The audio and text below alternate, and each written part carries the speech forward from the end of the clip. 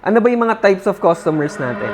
First, ito yung mga external customers. When we say external customers, ito yung mga customers na external.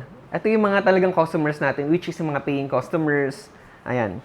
Next, internal customers. Ang internal customers is kayo.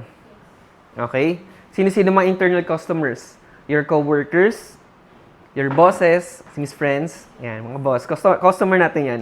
And people behind the company.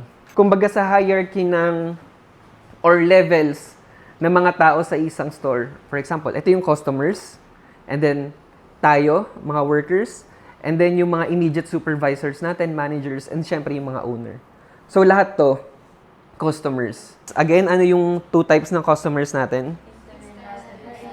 External is paying customers, and then internal, mga coworkers. Nice.